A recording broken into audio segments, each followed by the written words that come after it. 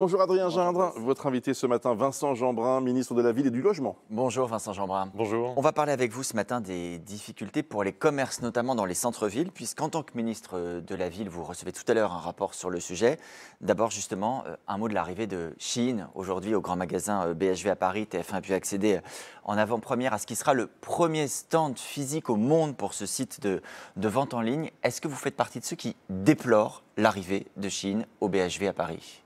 Évidemment que je le déplore et je pense d'ailleurs que le BHV fait une erreur stratégique, une erreur sur le long terme, c'est certain. À très court terme, il y a l'attrait de l'argent, un corner intéressant et je pense qu'ils pensent faire un bénéfice court terme. Sur le long terme, c'est une erreur. Et d'ailleurs, je soutiens un certain nombre d'initiatives parlementaires, notamment celle d'Antoine Vermorel, qui est un député qui mène actuellement une enquête et qui demande, et c'est son combat aujourd'hui, le déréférencement du site Shein en France. Et je lui souhaite bon courage et je le soutiens. Je pense qu'il va falloir que justement on prenne une position claire. On ne peut pas d'un côté dire on veut sauver nos petits commerces et l'économie française et ouvrir grand nos portes à une entreprise qui fait du dumping social et du dumping écologique. Vous y voyez un danger pour nos commerces, y compris pour les autres marques qui sont implantées dans ces magasins et dans d'autres villes de France, puisque Shein va s'étendre dans les semaines à venir? C'est un danger parce que ce n'est pas une concurrence loyale.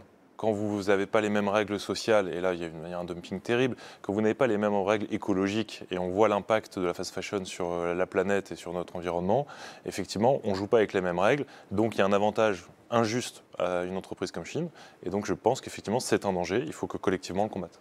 Ça arrive dans un contexte où l'on voit déjà dans nos communes des rideaux baissés, des vitrines désaffectées. Ces derniers mois, ces dernières années, ça ne s'est clairement pas arrangé. C'est l'objet du rapport que vous allez recevoir tout à l'heure, rédigé notamment par le PDG des supermarchés U, la maire de Saint-Quentin, le directeur de la Banque des Territoires. Quel objectif vous vous fixez? Est-ce qu'on va vraiment pouvoir rouvrir tous ces commerces? Alors d'abord, je voudrais saluer l'initiative de Juliette Méadel et Véronique Louwagie qui avaient commandé ce rapport et qui va nous être remis avec mon collègue Serge Papin, qui, vous le savez, est aux avant-gardes sur ces sujets. Maintenant, l'ambition, elle est effectivement d'accompagner une transformation du commerce.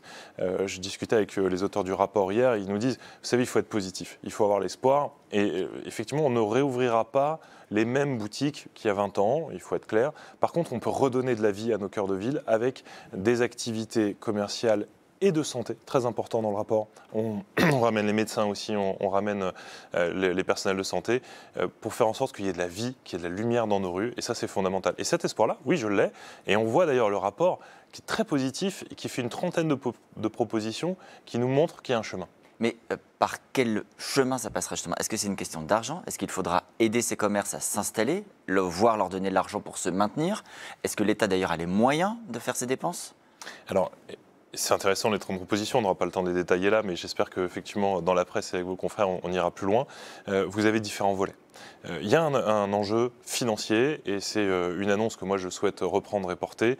C'est en gros faire une zone franche, c'est-à-dire qu'en gros un commerce qui s'ouvrira dans nos cœurs de ville prioritaires, dans nos quartiers prioritaires, aura une franchise fiscale qui pourra monter jusqu'à 50 000 € pendant une période de 8 ans, ce qui est énorme. Franchise fiscale, ça veut dire c'est une exonération d'impôts. Une exonération pour l'entreprise qui s'installe, qui ouvre, qui fait une reprise. Et encore une fois, pour des commerces, pour des petites entreprises et des personnels de santé. Donc voilà, ces rideaux baissés, demain, si vous venez les réouvrir, si vous venez recréer de la vie dans ces quartiers, eh bien l'État vous accompagne avec cette franchise fiscale. Je pense que c'est une mesure très forte et qui fera du bien pour ces installations. Ensuite, vous avez dans ce rapport des volets qui notamment luttent contre l'économie souterraine, parce que c'est pas le tout d'avoir envie de réouvrir un rideau, mais si à côté vous avez des commerces qui servent à blanchir de l'argent ou à être un point d'incrustation du narcotrafic, ça ne fonctionne pas. Donc on voit bien que la réponse, elle va être aussi de nettoyer un peu ces quartiers, probablement donnant plus de pouvoir aux élus locaux pour faire le choix des commerces qui s'installent et générer un maximum de diversité. Et puis il y a plein de mesures, je pourrais les détailler encore. Il y avait des programmes qui avaient été engagés ces dernières années, on appelait ça Action Cœur de Ville, ça avait été mis en place sous le premier quinquennat d'Emmanuel Macron, des managers de centre-ville, managers de commerce, tout ça, ça va être pérennisé, on peut encore poursuivre tout ça? C'est évidemment l'objectif. On voit des villes comme Toulon, par exemple, où on était sur des quartiers prioritaires très compliqués, très dégradés, où aujourd'hui, avec la volonté des élus, l'accompagnement de l'État, on a réussi à transformer complètement ces cœurs de ville et faire en sorte de casser, ce qui est pour moi la priorité, le sentiment de déclassement et d'assignation à résidence. Parce que quand vous avez tous ces rideaux qui ferment, la couverte de tag, comme on voit ici sur vos écrans, il y a un sentiment d'abandon du citoyen qui se dit, au fond, moi j'habite dans des villes, dans des quartiers, même dans des centres-villes de seconde zone, je n'ai pas le droit à la même chose que tout le monde. Ça crée de la colère, ça crée de la frustration et souvent ça ne se termine pas bien. C'est tout ce cycle vicieux qu'on veut endiguer et retrouver des quartiers dont les gens soient fiers. Vous êtes également en charge du logement. Je voudrais qu'on parle des logements des délinquants. Il se trouve que la loi narcotrafic permet d'envisager la résiliation d'un bail lorsqu'il y a des troubles qui sont liés au trafic de stupéfiants, autrement dit expulser les dealers. Vous voulez aller au-delà de ce qui est prévu par la loi actuelle. À quelles infractions vous voulez étendre cette règle ? Vous savez, mon principe, il est simple. La solidarité nationale qui finance les logements sociaux, elle ne doit pas servir aux voyous et aux délinquants. C'est assez basique, au fond. Parce qu'il y a trop de familles qui attendent. Vous avez des mères qui travaillent, qui élèvent seuls leurs enfants, qui parfois dorment dans leur voiture.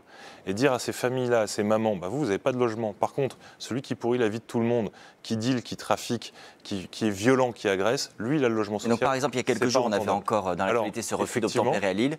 Un auteur de refus d'obtempérer, pour vous, il a vocation à être sorti de son logement si c'est un logement. J'ai envie de poser la question. Si vous me demandez mon avis, effectivement, je considère qu'il n'a plus droit à la solidarité nationale, comme tous ceux qui, de toute façon, seraient coupables de violences, les agressions physiques, le carjacking, et puis même les violences intrafamiliales.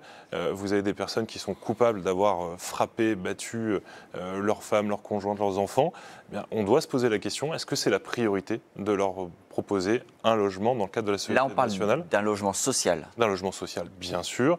Et je distingue d'ailleurs, c'est un peu technique, mais le logement social et le logement d'urgence. C'est l'honneur de notre pays de ne laisser personne à la rue et de proposer à tout le monde, y compris quelqu'un qui aurait fait de la prison, de trouver une solution d'hébergement d'urgence. En revanche, le logement social où on s'installe avec sa famille, eh bien, on donne la priorité aux plus fragiles qui le méritent et qui respectent nos lois. Un dernier mot, puisque vous parlez du logement d'urgence, il se trouve que dans le cadre du budget des députés du socle commun, du parti Renaissance, notamment Guillaume Kasbarian, ancien ministre du Logement, propose d'interdire l'accès à l'hébergement d'urgence pour les migrants en situation irrégulière. Au bout de 30 jours, d'après l'amendement, il se trouve qu'entre 60 et 70% des places dans les centres d'hébergement d'urgence sont occupées par des étrangers en situation irrégulière. Est-ce que vous soutiendrez cet amendement dans la discussion ? Encore une fois, c'est une question de priorité. Moi, je considère que c'est l'honneur de la France de ne laisser personne mourir de froid dans la rue. Donc il faut trouver des solutions et l'hébergement d'urgence, y compris pour quelqu'un qui est sous OQTF, fait partie des propositions qui font l'honneur de la France. Maintenant, c'est vrai que c'est toujours quelque chose qu'il faut repenser en se disant, quand vous avez des gens qui sont sur notre pays légalement et qui voient que quelqu'un d'autre va aller dormir au chaud et qui, lui, n'a pas le droit d'être là, il y a effectivement une question à se poser et probablement des règles à mettre à jour. Pourquoi pas ? En revanche, je pense qu'on ne laisse personne dormir à la rue et ce sera mon combat. Merci beaucoup Vincent Jeanbrun.